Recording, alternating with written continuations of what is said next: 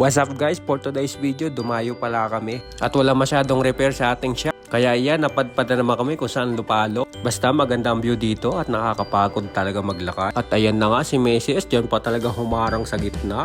Sige, ikaw na maganda, haha. At sunod niyan, dito na kami sa 1,000 steps to heaven. Grabing tarik nito, nangalay talaga tuhod ko dito. Ayoko nang ulitin. Kaya yan, si Mrs. ngalay na. Guys, ang ganda dito sa Baguio. Punta na kayo.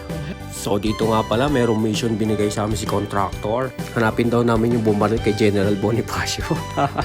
Bahala ka na dyan, Boss JB at Boss Greg.